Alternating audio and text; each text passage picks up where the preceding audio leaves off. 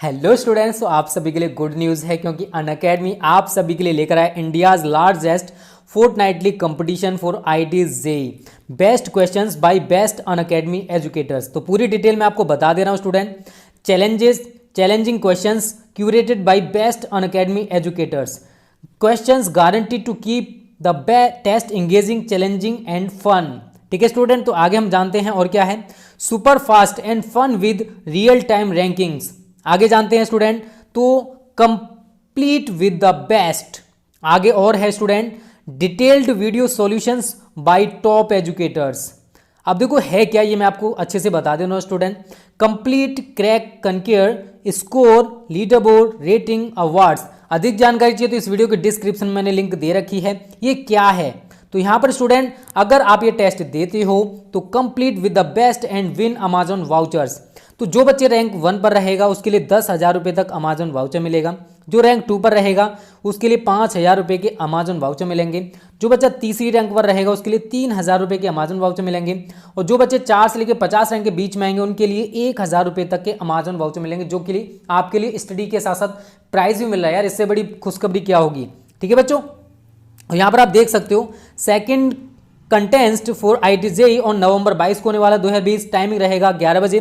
और यहाँ पर आप देख सकते हो फॉर क्लास 11 11 से 11:45 तक फिजिक्स केमिस्ट्री मैथ्स आएगा।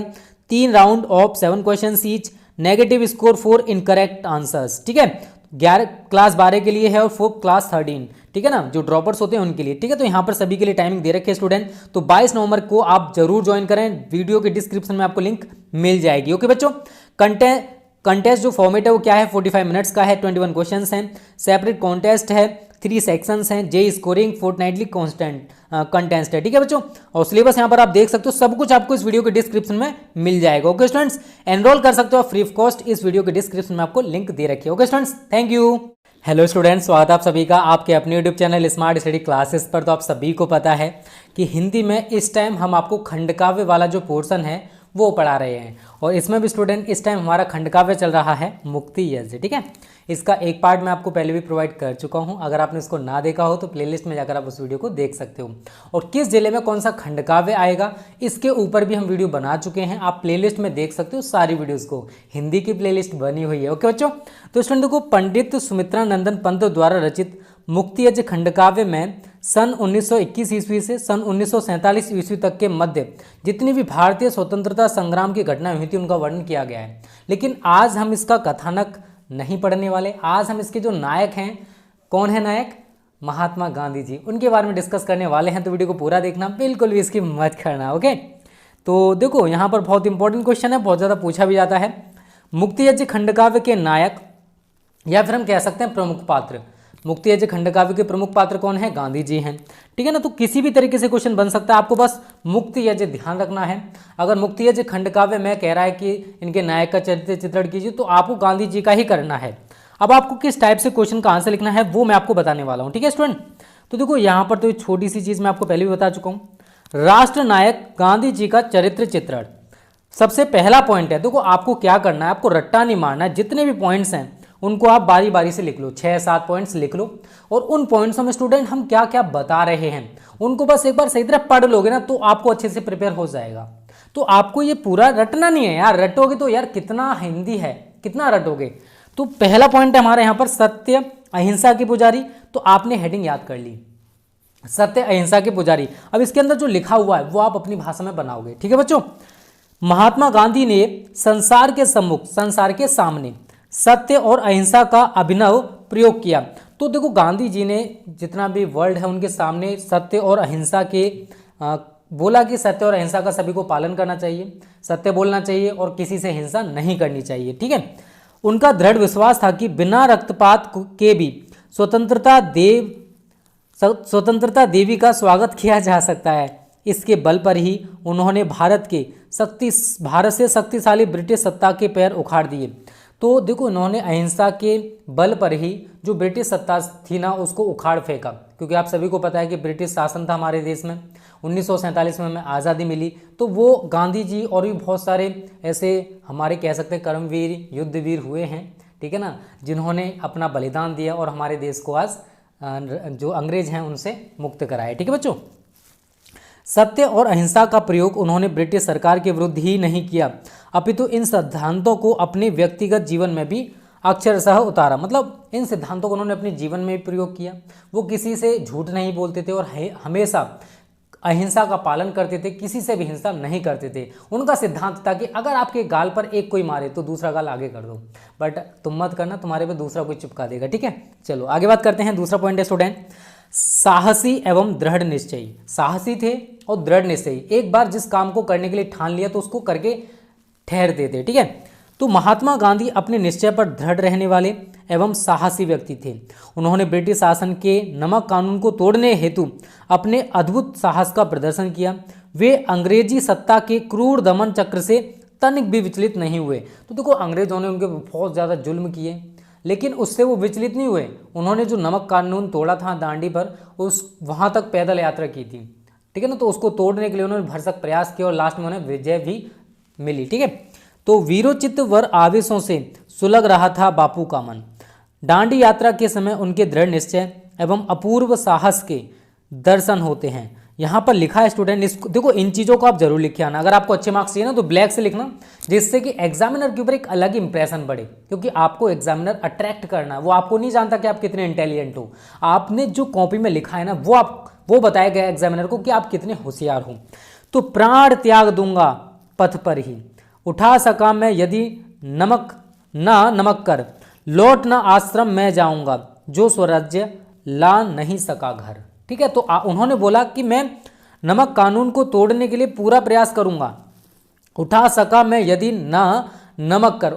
तो नमक कर तोड़ने के लिए उन्होंने भरसक प्रयास किया और लास्ट में उन्हें विजय भी मिली थी। ठीक है, तो ये चीजें आपको एक्स्ट्रा मार्क्स दिलाएंगी, जो यहाँ पर लिखा नहीं एक्स्ट्रा मार्क्स के लिए हैं। उसके बाद है तीसरा, महान जननायक या कह सकते हैं लोक पुरुष। तो महात्मा गांधी जो हैं वो भारतीय जनता के सच्चे नेता थे। गांधी जी का भारतीय जनता के हृदय पर पूर्ण राज्य था, मतलब सभी के दिलों में बसे हुए थे, सभी लोग उन्हें आदर देते थे, प्यार करते थे। ठीक है, भारत की जनता के ने उनके नेतृत्व में ही स्वतंत्रता की लड़ाई लड़ी और अंग्रेजों को यहाँ से भगाकर ही दम लिया। यहाँ पर लिखा है, लोक प्रगति का देवदूत वह कौन? गांधी जी।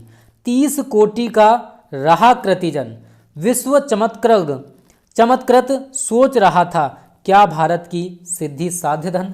ठीक है, तो स्टूडेंट ये चीज़ें आपको एक्स्ट्रा मार्क्स दिला के जाएंगी। ठीक है, तो आपको ये पॉइंट्स तैयार करने यार, यही तो कोई स्मार्ट तरीके से पढ़ना। आपके पास इतना टाइम नहीं है कि आप हार्ड वर्क करो, सभी हेडिंग्स में जो जो लिखा है उसे आप लिख लिख कर तैयार करो, यार इतना टाइम नहीं होता है। आप बस हेडिंग में क्या लिखा है और ये जो ब्लैक वाला है इसको अच्छे से प्रिपेयर कर लेना, 2-3 बार खुद लिखने का प्रयास करना, उसके बाद आपको ये क्वेश्चन अच्छे से प्रिपेयर हो जाएगा। ठीक है बच्चों, चौथा पॉइंट है मानवीय गुणों से युक्त। महात्मा गांधी में दया, करुणा, त्याग, इंद्रिय संयम, मानवता के प्रति प्रेम, विश्व बंधुत्व एवं वीरता के गुण कूट कूट कर भरे हुए थे। लिए अहिंसा युग के तन वह, खड़े सत्यवट नीचे निर्भय, स्फटिक शुभ्र स्वर में पुकारते। आगे लिखा है स्टूडेंट, आगे भी मैं आपको बताने वाला हूं, चलता धरती पर अरूढ़ होता है। ठीक है, गांधी जी के लिए कहा गया है। पांचवा पॉइंट है समदर्शी, मतलब सभी को समान रूप से देखने वाला। गांधी जी की दृष्टि में न कोई छोटा था, न अस्पृश्य और ना ही तुच्छ, वे सभी को समान दृष्टि से देखते थे।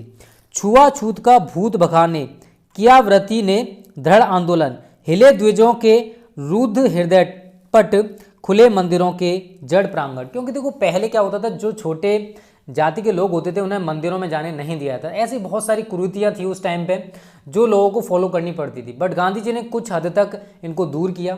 ठीक है, तो जो छोटे लोग थे वो भी मंदिरों में जा सकते थे, इसके लिए उन्होंने आंदोलन भी किया था। ठीक है बच्चों, छठा पॉइंट है अहिंसक मानवतावादी। मुक्ति यज्ञ के गांधी अहिंसक मानवतावादी थे। उनका विश्वास था कि हिंसा से हिंसा और घृणा से घृणा पर विजय प्राप्त नहीं की जा सकती। वे परस्पर प्रेम उत्पन्न कर इस घृणा एवं हिंसा को दूर करना चाहते थे। वे हिंसा का प्रयोग करके स्वतंत्रता भी नहीं चाहते थे, क्योंकि उन्हें संदेह था कि ऐसी स्वतंत्र भूमि मानवता से रहित होगी। घृणा से नहीं मरेगी, बल प्रयोग पशु साधन निर्दय, हिंसा पर निर्मित भू संस्कृति मानवीय होगी न मुझे भय। निष्कर्ष यहाँ पर क्या निकलता है? तो निष्कर्ष अगर आप नहीं लिख कर आओगे तो भी कोई दिक्कत नहीं है, बट यहाँ पर निष्कर्ष बताए कि एट द लास्ट जो मुक्तियज्ञ खंडकाव्य है उसके जो नायक हैं महात्मा गांधी जी, उन्होंने जो किया उससे हम क्या निष्कर्ष निकाल सकते हैं, उससे क्या रिजल्ट निकाल सकते हैं।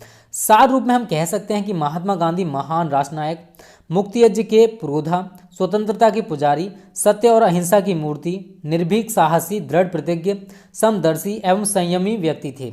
अतः प्रस्तुत खंडकाव्य के गांधी जी के व्यक्तित्व से संबंधित गुणों की तुलना उनके परंपरागत मान्य स्वरूप से करने पर यह ज्ञात होता है कि उनमें सभी लोक कल्याणकारी गुणों का समावेश करते हुए कभी उनके चरित्र को एक नया स्वरूप प्रदान किया है जो कि प्रमुख, प्रखुर है एवं प्रकाशवान है। ठीक है बच्चों, तो ये है महात्मा गांधी जी का चरित्र चित्रण मुक्तियज्ञ खंडकाव्य का।